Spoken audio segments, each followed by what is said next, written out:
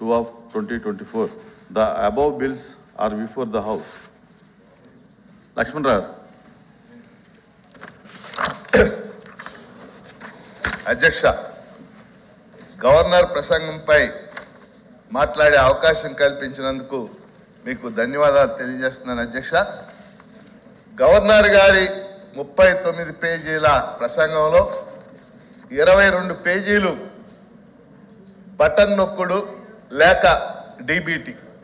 Button నొక్కుడు అనే పదం ఇప్పుడు పాపులర్గా వాడుతుంది. 22 పేజీలు దీనికే కేటాయించారు అధ్యక్ష. ఈ సందర్భంగా మీ దృష్టికి తేదలుచుకుంది, ఇట్లా అభివృద్ధి అంటే ఏమిటి? అభివృద్ధిలో బటన్ నొక్కడు అనేది ఒక భాగం మాత్రం అధ్యక్ష. ఇవాళ అభివృద్ధి అంటే పరిశ్రమలు రావాలి, ఉపాధి కల్పించాలి, ఇరిగేషన్ ప్రాజెక్టుల నిర్మాణం పూర్తి కావాలి, మానవాభివృద్ధి జరగాలి, ఇంక్లూజివ్ గ్రోత్. లేటెస్ట్గా అర్థశాస్త్రంలో వాడుతున్న పదం ఇంక్లూజివ్ గ్రోత్. అంటే అందరూ అభివృద్ధి చెందేటటువంటి కార్యక్రమాన్ని చేపట్టాలి అధ్యక్ష. అది నిజమైన అభివృద్ధి. కానీ ఇప్పుడు ఈ రాష్ట్రంలో అభివృద్ధికి సంబంధించి దాన్ని మనం ఆలోచన చేసినట్లయితే ఇరిగేషన్ ప్రాజెక్టులకు సంబంధించి కానీ, లేక పరిశ్రమలకు సంబంధించి కానీ, ఉపాధికి సంబంధించి కానీ టోటల్ ఫెయిల్యూర్ అధ్యక్ష. ఇన్ఫ్రాస్ట్రక్చర్, ఏ రాష్ట్రమైనా ముందుకెళ్లాలంటే ఇన్ఫ్రాస్ట్రక్చర్ అవసరం అధ్యక్ష. ఈరోజు ఈ రాష్ట్రంలో రోడ్ల పరిస్థితి ఎలా ఉందో మనం ప్రత్యక్షంగా చూస్తున్నాం అధ్యక్ష. అది ప్రత్యక్ష తార్కాణం. రాష్ట్ర రహదారులు మొత్తం కూడా మన నిత్య జీవితంలో అత్యంత దారుణంగా ఉండటం మన కళ్ళారా చూస్తున్నాం అధ్యక్ష. నేను మొన్న ఆదివారం నాడు సామర్లకోటలో రైలు దిగి కాకినాడ 16 కిలోమీటర్లు, ఈ 6 నెలల్లో నేను 4వసారి అధ్యక్ష. మొత్తం ఈ 2 ఏళ్ల నుంచి ఆ రోడ్డు అదే విధంగా ఉంది, ఎన్నో ప్రమాదాలు జరుగుతాయి. గత వారం నేను మండపేట నుంచి రామచంద్రాపురం వెళ్ళాను అధ్యక్ష. ఆ రోడ్డు ఎంత దారుణంగా ఉండాలో అంత దారుణంగా ఉంది. ఇది ప్రత్యక్ష అనుభవంలోకి వస్తున్నటువంటి అంశం అధ్యక్ష. అందుకని ఈ రాష్ట్ర ప్రభుత్వం అభివృద్ధికి ఇచ్చేటటువంటి నిర్వచనం కేవలం బటన్ నొక్కుడంటే దాని వల్లనే అభివృద్ధి జరగదు అధ్యక్ష. ఇంకా అనేక రంగాల్ని పట్టించుకోవాల్సినటువంటి అవసరం ఉంది. దాన్ని మీ దృష్టికి తీసుకొస్తున్నారు అధ్యక్ష. ఇక రెండో అంశం, గవర్నర్ గారి ప్రసంగంలో 39 పేజీల్లో మొదటి 9 పేజీలు కూడా విద్య గురించి కేటాయించారు అధ్యక్ష. మొదటి 9 పేజీలు కూడా విద్యారంగంలో మౌలిక వసతులు కల్పించిన మాట, ముఖ్యంగా పాఠశాలలకి, అది వాస్తవం అధ్యక్ష, నేను కూడా అంగీకరిస్తాను. కానీ ప్రధానంగా 3 అంశాలు మీ దృష్టికి తెస్తున్నారు అధ్యక్ష. మొదటిది, పాఠశాలలకు మౌలిక వసతులు కల్పించాం, కానీ ఉపాధ్యాయులకు సంబంధించి, ఉపాధ్యాయ పోస్టులకు సంబంధించి జగన్మోహన్ రెడ్డి గారు 2019 మే 31 ప్రమాణ స్వీకారం చేశారు అధ్యక్ష.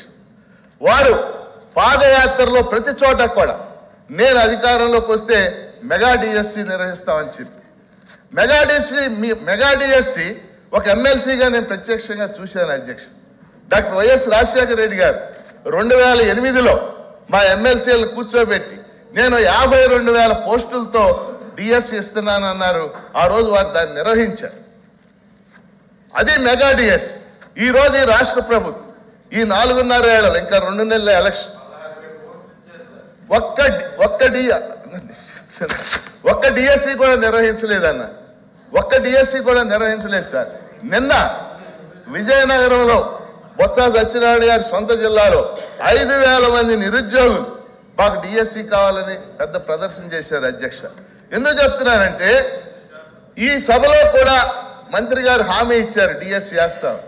ఇప్పుడు ఎట్టకేలకు 6,100 పోస్టులతో వేస్తామని ఆ లిస్టు రిలీజ్ చేశారు. చూస్తే 9 జిల్లాల్లో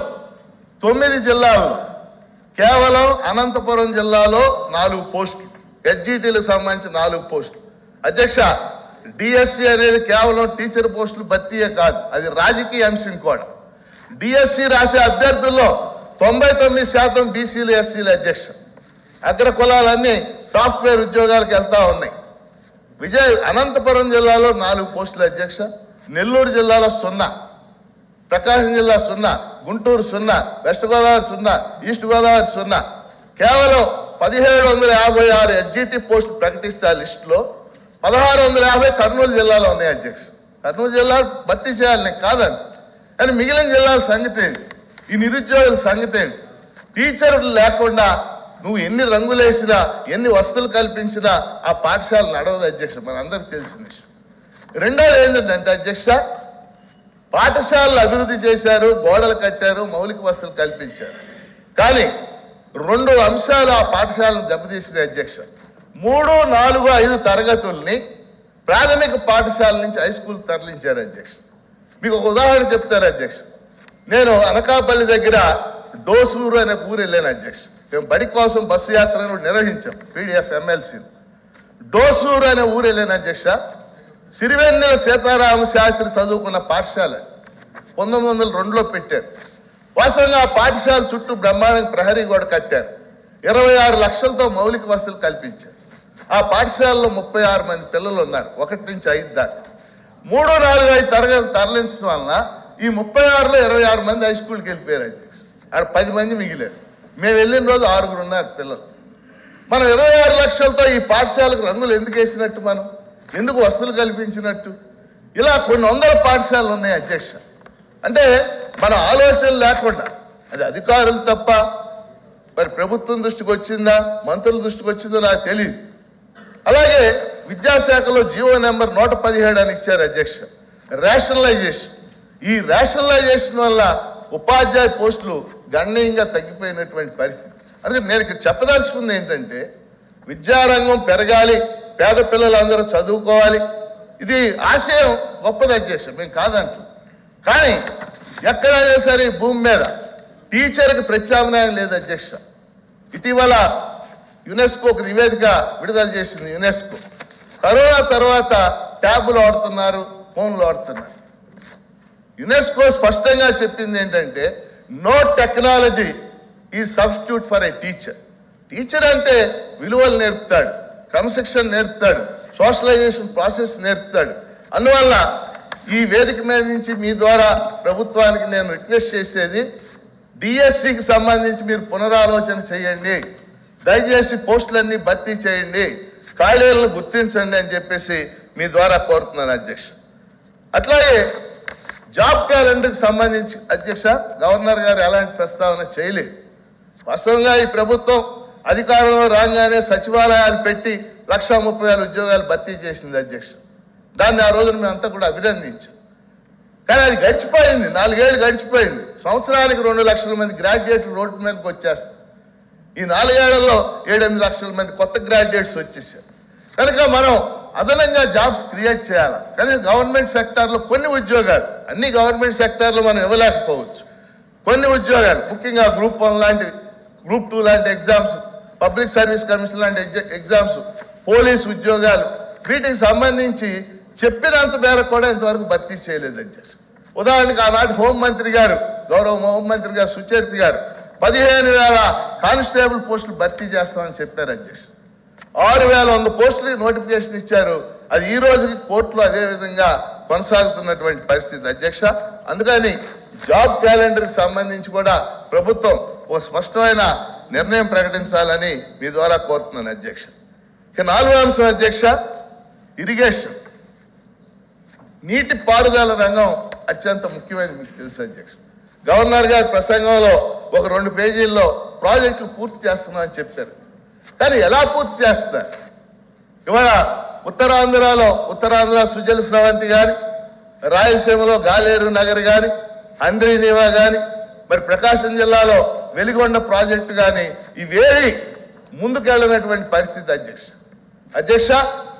ఈ ప్రభుత్వం అధికారంలోకి వచ్చాక గత శాసనమండలి సమావేశాల్లో ఇరిగేషన్ మినిస్టర్ గారు ఒక సమాధానం చెప్పారు అధ్యక్ష. సమాధానం రిటర్న్ గా ఉంది. గత 4 ఏళ్లలో ఇరిగేషన్ ప్రాజెక్టులకి 62,000 కోట్లు కేటాయించాం, 32,000 కోట్లు ఖర్చు చేసామని చెప్పి. ఎంత అన్యాయం అధ్యక్ష! కేటాయింపులు 62,000 కోట్లు, ఖర్చు చేసింది 32,000 కోట్లు. అంటే వెలిగొండ ప్రాజెక్ట్ డబ్బులు అక్కర్లేదా? ఉత్తరాంధ్ర సుజల స్రవంతికి డబ్బులు అక్కర్లేదా? అంటే ఖర్చు చేయడంలో ఘోరమైన వైఫల్యం ఉంది అధ్యక్ష. దీనివల్ల వెలిగొండ లాంటి ప్రాజెక్టు వస్తే ప్రకాశం జిల్లా సస్యశ్యామలంగా మారిపోతుంది. మాకు గుంటూరులో గౌరవ ముఖ్యమంత్రి జగన్మోహన్ రెడ్డి గారు వరికెప్పూడి శాల ప్రాజెక్టు వారు శంకుస్థాపన చేశారు అధ్యక్ష. చాలా సంతోషించాం. పల్నాడు ప్రాంతంలో 1,00,000 ఎకరాలకు నీళ్లు, 100 గ్రామాలకు మంచినీళ్లు రావడానికి వరికిపూడి శాల దోహదపడుతుంది అధ్యక్ష. గౌరవ ముఖ్యమంత్రి గారు శంకుస్థాపన చేశారు. నేను శంకుస్థాపన చేసిన రోజు కూడా విలేకరులకు చెప్పారు అధ్యక్ష, ఇక శంకుస్థాపనలు కాదు పనులు ప్రారంభించాలి. ఎందుకంటే ఆ ప్రాజెక్టు గతంలో చాలా మంది శంకుస్థాపనలు చేశారు. చంద్రబాబు నాయుడు గారు చేశారు, ఇంకొకరు చేశారు. ఆ చరిత్ర నేను ఇక్కడ చెప్పను. కానీ వరికపూడి శాల ప్రాజెక్టు పూర్తి కావాలనేది మా గుంటూరు జిల్లా, పల్నాడు జిల్లా ప్రజల ఆకాంక్ష అధ్యక్ష. మరి శంకుస్థాపన చేసినప్పటికీ కేంద్ర ప్రభుత్వం అటవీ పర్యావరణ అనుమతులు కూడా ఇచ్చింది అధ్యక్ష. ఇంతవరకు పనులు ప్రారంభం కానటువంటి పరిస్థితి. అట్లాగే గుంటూరు జిల్లాలో గుంటూరు ఛానల్ అని ఉంది అధ్యక్ష. అంటే ప్రకాశం బ్యారేజ్ దగ్గర ప్రారంభమై వెనుకబడిన ప్రాంతాలకు ఆ ఛానల్ వెళ్ళదు. ఆ ఛానల్ కనుక కేవలం 240 కోట్లు.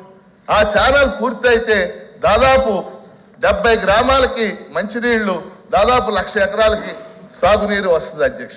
అది కూడా ప్రభుత్వం అనుమతించింది, కానీ ఇంతవరకు పనులు ప్రారంభం కాదు. కాబట్టి ఇవాళ ఈ రాష్ట్రంలో ఇరిగేషన్ నీటిపారుదల ప్రాజెక్టులు పూర్తయితేనే ఆ ప్రాంతాలన్నీ కూడా అభివృద్ధి చెందడానికి అవకాశం ఉంది. కాబట్టి నీటిపారుదల ప్రాజెక్టులు పూర్తి చేయాలనేది మీ ద్వారా కోరుతున్నారు అధ్యక్ష. అలాగే వ్యవసాయానికి సంబంధించి కూడా అధ్యక్ష 2 అంశాలు మీ దృష్టికి తెస్తారు. వ్యవసాయానికి సంబంధించి కూడా గవర్నర్ గారు 2-3 పేజీలు ప్రస్తావన చేశారు అధ్యక్ష. మొదటి అంశం ఏంటంటే కౌలు రైతుల అధ్యక్ష. ఈరోజు ఈ రాష్ట్రంలో వ్యవసాయాన్ని సాగు చేస్తున్న వాళ్ళు డెల్టా ప్రాంతంలో అయితే 80% కౌలు రైతులు అధ్యక్ష. మెట్ట ప్రాంతంలో అయితే 60% కౌలు రైతు. మనందరికి తెలిసిన విషయం. మీరు కూడా పశ్చిమ గోదావరి జిల్లాలో చూస్తున్నారు. పశ్చిమ గోదావరి జిల్లాలో 80% కౌలు రైతు. కానీ కౌలు రైతులకి CCRC కార్డులు ఈ ప్రభుత్వం వచ్చాక ఒక చట్టం చేసింది. జగన్మోహన్ రెడ్డి గారి ప్రభుత్వం వచ్చాక కౌలు రైతుల కోసం CCRC కార్డులు ఇవ్వడానికి ఒక చట్టం చేసింది. CCRC కార్డులు ఇవ్వడంలో ఘోరమైన వైఫల్యం, ఇచ్చిన కార్డులకి రుణాలు ఇవ్వడంలో కూడా ఘోరమైనటువంటి వైఫల్యం జరిగింది.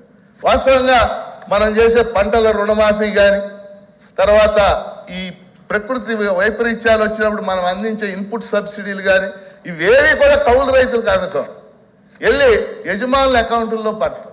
ఆ యజమాని ఎవడు కూడా వీళ్ళకి అవి తీసి ఇవ్వటం లేదు. అందుకని ఇంతకు ముందు కూడా మనం DRC సమావేశాల్లో ప్రస్తావన చేశాం, అలాగే ఇక్కడ హౌస్లో కూడా ప్రస్తావన చేశాం. కౌలు రైతులకు సంబంధించి రైతులందరినీ గుర్తించాలి, వాళ్ళ CCRC కార్డులు ఇవ్వాలి, బ్యాంకర్స్ చేత రుణాలు ఇప్పించాలి. మొన్న రాష్ట్ర బ్యాంకర్ల సమావేశంలో జగన్మోహన్ రెడ్డి గారు కూడా పాల్గొన్నారు.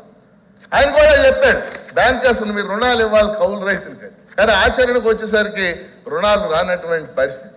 కాబట్టి అవసరమైతే కౌలు రైతుల చట్టాన్ని సవరణ చేయాలి. రెండోది, కౌలు రైతుల చట్టంలో మనం ఏం చేసామంటే ఇక్కడ ఈ హౌస్ ఆమోదించిన చట్టంలో SC, ST, BC, మైనార్టీ ఫార్మర్స్కి మాత్రమే రైతు భరోసా ఇస్తాం. కౌలు రైతాంగంలో దాదాపు 30% OC ఫార్మర్లు కూడా ఉన్నారు అధ్యక్ష. ఎకరం అరెకరం ఉన్నవాళ్ళు కౌలుకు చేస్తూ ఉంటారు. కాబట్టి ఆ చట్టాన్ని సవరించైనా సరే OC ఫార్మర్లకు కూడా ఈ రైతు భరోసా అందేలాగా చూడాలని మీ ద్వారా కోరుతున్నాను అధ్యక్ష. అలాగే వ్యవసాయానికి సంబంధించిన ఒక ముఖ్యమైన అంశం అధ్యక్ష, ఈ ఇన్సూరెన్స్ ప్రీమియం ప్రభుత్వం చెల్లిస్తుంది. పంటల బీమా పథకం అమలు చేస్తున్నారు, ప్రీమియం గవర్నమెంట్ చెల్లిస్తుంది, అంతవరకు సంతోషం. కానీ నష్టపోయినటువంటి పంటలను గుర్తించి రైతులకు ఇన్సూరెన్స్ ఇవ్వటంలో ఘోరమైన వైఫల్యం ఉంది. ఉదాహరణకి మా గుంటూరు జిల్లాలో మిర్చి చాలా ప్రధానమైన పంట అధ్యక్ష. మిర్చికి తామర తెగులు అనేటటువంటి రైతులు మన ప్రజలకి కరోనా లాంటిది తామర తెగులు. కరోనా కొత్తగా వచ్చింది, మిర్చి పంటకి తామర తెగులు వచ్చింది అధ్యక్ష. మేమందరం చేసిన ఆందోళన వల్ల వ్యవసాయ మంత్రి గారు వచ్చి గుంటూరు జిల్లాలో ఆ మిర్చి పంట కూడా చూశారు అధ్యక్ష. కేంద్రం నుంచి ఒక బృందం కూడా వచ్చింది. ఇన్ని జరిగినా కానీ నష్టపోయిన 2 లక్షల ఎకరాల్లో తామర తెగులకి ఇంతవరకు రూపాయి కూడా బీమా కింద ఇంతవరకు చెల్లించలేదు అధ్యక్ష, ₹1 కూడా. మళ్ళీ చిత్రం ఏంటంటే ఇదే కృష్ణా జిల్లాలో ఇదే పంటకి కృష్ణా జిల్లాలో ఎకరానికి 48,000 బీమా కింద నష్టపరిహారం చెల్లించారు అధ్యక్ష. 50 అదిగో అరుణ్ చెప్తున్నాడు, వాళ్ళ ప్రాంతం అంతా మిర్చి అధ్యక్ష, వీరులపాడు మండలం ఇవన్నీ, అక్కడ 52,000 చెల్లించారు. కానీ గుంటూరులో ₹1 కూడా చెల్లించారు. కాబట్టి నా పాయింట్ ఏంటంటే తమ ద్వారా ప్రభుత్వానికి చెప్పేది, పంటల బీమా పథకానికి సంబంధించి దాన్ని పూర్తిగా రివ్యూ చేయాలి. ఆ పథకానికి సంబంధించి నష్టపోయిన ప్రతి రైతుకి అందే విధంగా మనం చేయాలని అధ్యక్ష ఇంకో ముఖ్యమైనటువంటి అంశం, ప్రభుత్వం ఏర్పడి 4 ఏళ్ళే, అంతకుముందు 5 ఏళ్ళు చంద్రబాబు నాయుడు పరిపాలన చేసి, ఎవరు చేసినా ఈ రాష్ట్ర విభజన కోసం చేసిన చట్టం, ఆంధ్రప్రదేశ్ విభజన చట్టం లేక ఆంధ్రప్రదేశ్ పునర్వ్యవస్థీకరణ చట్టం 2014, ఈ చట్టంలో కేంద్రం మనకు అనేక హామీలు ఇచ్చింది. హామీలు కాదు, అది చట్టబద్ధమైన ఒట్టి హామీలు కాదు. నేను ప్రత్యేక హోదా అనేది అది చట్టంలో లేదు, నేను దాని గురించి మాట్లాడు. కానీ ఈ రాష్ట్రం పారిశ్రామికంగా ముందుకెళ్లాలన్నా, ఈ రాష్ట్రంలో ఉపాధి జరగాలన్నా, ఆ విభజన చట్టంలో ఉన్న హామీలు అమలు జరగాలనేది మన అందరి కోరిక, డిమాండ్. కానీ గవర్నర్ గారు వీళ్ళు వీటిని ప్రస్తావించడం కూడా మానేసి, మనం ఒత్తిడి తేవడం కూడా మానేసి, అవి మానేసి చిన్న చిన్న విషయాలు మనం మాట్లాడుకుంటాం. ఉదాహరణకి కడపలో ఉక్కు కర్మాగారం ప్రభుత్వ రంగంలో ఏర్పాటు చేయాలనేది ఆ చట్టం చెప్తున్నటువంటి అంశం. SAIL steel authority of India అధ్యయనం చేసి ప్రభుత్వ రంగంలో ఇప్పుడు విశాఖ ఉక్కు కర్మాగారం ఎలా ఉందో అలాంటి ఉక్కు కర్మాగారాన్ని దాన్ని కడపలో పెట్టాలి. నిజంగా కడపలో ఆ ఉక్కు కర్మాగారం వస్తే రాయలసీమ ముఖ చిత్రమే మారిపోదు. కానీ ఈరోజు కడపలో ఉక్కు కర్మాగారం మనం ఏమంటున్నాం, వాడు ఎవడో జిందాల్ కంపెనీ వాడు వచ్చి ఓ చిన్న మినీ ఉక్కు కర్మాగారం పెడతాను. ఆ చట్టాల్లో ఇంకేం చెప్పాం, దుగ్గరాజపట్నంలో వాడరేవు పెట్టాలి అని, నెల్లూరు జిల్లా పెద్ద వాడరేవు, భారీ వాడరేవు అని రాశారు. అందులో భారీ వాడరేవు ఏ రంగంలో, ప్రభుత్వ రంగంలోనా ప్రైవేట్ రంగంలోనా? సరే, దుగ్గరాజపట్నంలో టెక్నికల్గా ప్రాబ్లం ఉంది. అక్కడ పక్కనే పులికాట్ సరస్సు ఉంది, షారు మన అంతరిక్ష ప్రయోగ కేంద్రం. కాబట్టి రామాయపట్నం, ప్రకాశం జిల్లా రామాయపట్నంలో వాడరేవుని నిర్మించాలి. ఎవరు నిర్మించాలి? నా ఉద్దేశం అయితే ఒక భారీ వాడరేవు కేంద్ర ప్రభుత్వం నిర్మించాలి. దాని మీద కేంద్రం మీద ఒత్తిడి తేవాలి. కానీ అక్కడ కూడా ఏదో చిన్న వాడరేవు రాష్ట్ర ప్రభుత్వం జగన్మోహన్ రెడ్డి గారు శంకుస్థాపన చేశారు. కాబట్టి ఇవాళ దుగ్గరాజపట్నం, రామాయపట్నం వాడరేవు కానీ, కడపలో ఉక్కు కర్మాగారం కానీ, రైల్వే జోన్ కానీ, ఇంకా అనేకమైన రాసి ఉన్నాయి, అన్నీ ప్రస్తావించే సమయం కాదు. మరి వీటన్నిటి మీద మనం కేంద్రం మీద ఒత్తిడి తేవాలి కదా. కేంద్రం మీద ఒత్తిడి తేకుండా మనం ఇవన్నీ ఏ విధంగా సాధించగలం? ప్రజాభిప్రాయాన్ని కూడగట్టాలి కదా. అందువల్ల ఈ రాష్ట్రం పారిశ్రామికంగా ముందుకెళ్ళాలి. మనం ఏదో భాగస్వామి సదస్సు, ఇన్వెస్ట్మెంట్ సదస్సు విశాఖపట్నంలో పెట్టాం. వాటిల్లో వచ్చే పరిశ్రమలకు వచ్చేవాళ్ళు నా ఎరికలో 90% వచ్చేది భూముల కోసం మాత్రమే. వాళ్ళ భూమే కీలకమైనటువంటి ప్రైవేటు ఇన్వెస్టర్లు 90% వచ్చేది భూముల కోసమే. కనుక అలా కాకుండా ప్రభుత్వ రంగంలో విభజన చట్టం ప్రకారం కొన్ని పరిశ్రమలు కావాలి. మనం దానికోసం ఒత్తిడి తేవాల్సినటువంటి అవసరం ఉంది. వాటన్నిటి మీద కూడా ఆ పరిశ్రమలు వచ్చి మౌలిక వసతులు ఏర్పడితేనే నిజమైన ఉపాధి పెరుగుతుంది. ఆ రకమైనటువంటి దానికోసం కూడా రాష్ట్ర ప్రభుత్వం ఆలోచించాలని చెప్పేసి కోరుతూ ఈ అవకాశం ఇచ్చినందుకు మీకు ధన్యవాదాలు అధ్యక్ష. బిటి నాయుడు గారు.